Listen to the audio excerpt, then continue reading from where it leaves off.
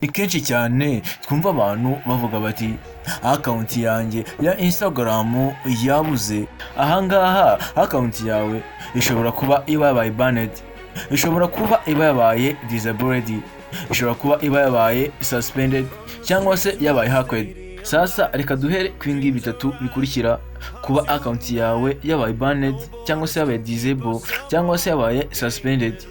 Reka turebe ese nihe mpamvu account yanjye ishobora kuba yahura n'ibi bibazo. Icyambere gishobora kuba account yawe ibura burundu ni ugushyiraho ibintu binyuranyije n'amabwiriza. Ahangaha ushobora gushyiraho video uri gutukana, guhohotera cyangwa se ibindi bintu bitemewe. Icya kabiri ni ugukora spam. Ahangaha ndagira ngo wumve neza witonze. Ahangaha ni ukuba followinga abantu benshi, kuba ubona comment nyinshi mu gihe gito, kuba wabona message nyinshi cyane mu gihe gito. Ibi ngibi bishobora gutuma account yawe ya Instagram ibura burundu. Icya gatatu, gukoresha bots cyangwa se porogaramu zongera aba followers, like, comment mu buryo bukora. Icya kane ni kwitirira undi muntu cyangwa se gukoresha amashusho atari ayawe. Icya gatanu, kurenga ku burenganzira bw'umuhanzi cyangwa se nyir'igihangano. Ahangaha ni hahandi wabonye copyright. Uburyo bwa mbere tubonye, Instagram y'ubwayo nishobora kuba yafata account yawe bitewe n'uburyo yitwaye ikayigira disable, banned cyangwa se suspended. Sasa tujye kurebera hamwe uburyo account yawe ushobora kwinjiramo ugasanga yawe hacked, yahakinzwe n'undi muntu. Sasa tujye kureba uburyo ese bikorwa bite kugira ngo account yawe ibashe kuba yahakingwa. Ikintu cya mbere gishobora gutuma account yawe hakingwa, ahangaha ni ugukora icyitwa phishing link. Ahangaha ni ukwinjira ku malinki nyamara utazi ibyayo.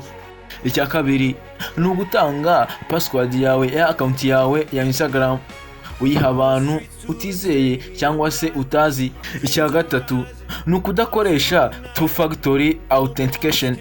Icya kane ni ugukoresha app cyangwa se website zidasanzwe kugira ngo winjiremo zigusaba login ya Instagram.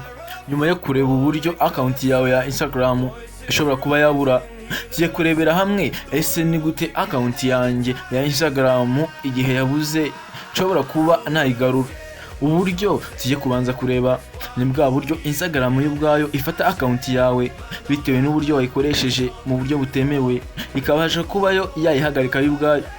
Ubwo ni muri bwa buryo iba yabaye banned, suspended cyangwa se disabled. Ikintu uhita ukora, ajya kuri Google wandike aya magambo ngiye kukubwira.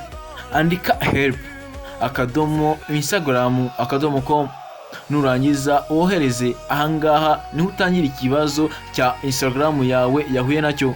Bashobora kugusaba screenshot cyangwa se bakagusaba amagambo urimo urareba muri screen yawe, ukayabandikira neza witonze uko ameze.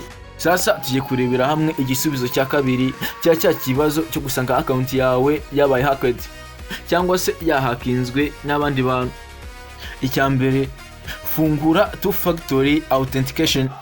Icya kabiri, ntukande ku malinki utazi ibyayo. Icya gatatu, ntugatange password yawe uyiha abandi bantu. Ndabakunda cyane, ciao. Nyamuneka kanda subscribe iyi video nibonye kuri YouTube, kanda follow uyibonye kuri Instagram cyangwa se Facebook cyangwa se TikTok.